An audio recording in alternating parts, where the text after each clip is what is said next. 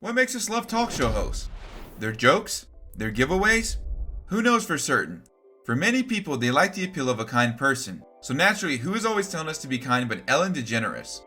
She was always giving to charity, telling jokes, and generally appears to make people happy. So what a shock when employees and celebrities came out saying how terrible she is. Here are 5 reasons people hate working with Ellen. Number 5. Toxic work culture. The treatment of the staff is pretty terrible.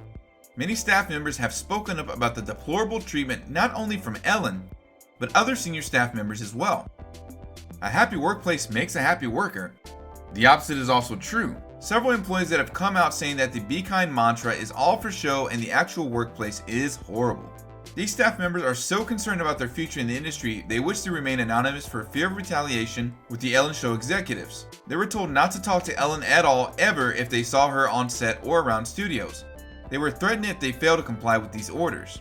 There was a lot of fear and negative reinforcement throughout the workplace. Can you imagine being afraid of work every day in this type of industry?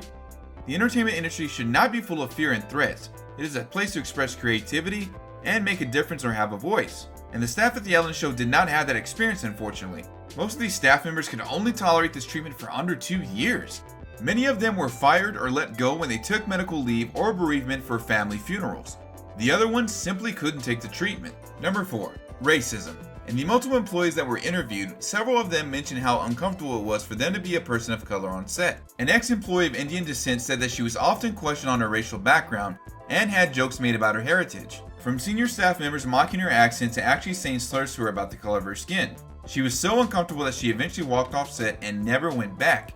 She complained multiple times to the human resources and was only met with hostility and threats.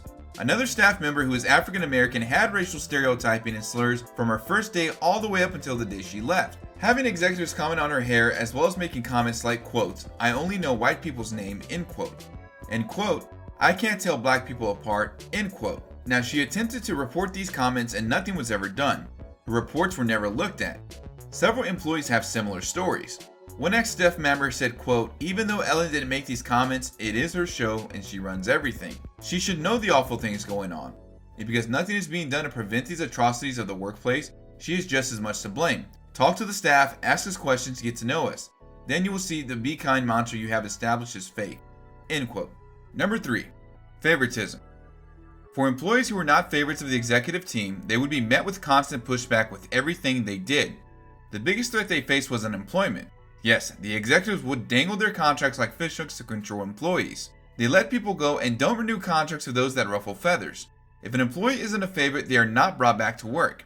Even if they are a great employee but don't dedicate all of their time to the job, they are let go. Even if they have actual reasons to not be at work, they are let go. One ex-employee states they took a month off for medical leave, admitting themselves into a mental facility after a suicide attempt. This employee came back to work to find out they had been let go. This has happened to countless employees. They leave for medical reasons and when they return, they no longer have a job. Whereas the favorites, the staff members who spend 10 plus hours a day on set without complaint, are given gifts and praise from the executives. These staff members also turn in employees for silly things that ultimately cost them their jobs. When I say silly, I mean things like taking a selfie in your office at work. This apparently is unacceptable behavior and is grounds for termination. Number 2. Rude roulette. On Twitter, Benjamin Simon shared that every day Ellen would choose someone to be mean to. He said that it didn't matter who you were, what your job was, or how good you were at your job. If you were picked that day, she was ruthlessly mean to you and you just had to suck it up. This is terrible. She would also often yell at the writers for scripts they would create, and if she didn't like certain scripts, she would toss it on the ground and refuse to read it. This type of behavior is verified from several employees currently working on the show as well as those who have left the show. Ellen's own bodyguard has come forward stating she does often belittle people and is very rude to those around her. Number 1. Sexual misconduct. This is a very serious allegation that is being investigated by Warner Media. There have been reports that higher-ups in the executive positions sexually harass many of the staff members. These reports include asking for sexual favors, inappropriate touching, and unwanted comments that make the staff uncomfortable. Again, it may not be Ellen herself committing these acts, but the staff depend on her to make sure they are safe in the workplace, and she is failing them. Thanks for watching Celeb Pad, and stay tuned for more celebrity content. Don't forget to like and subscribe.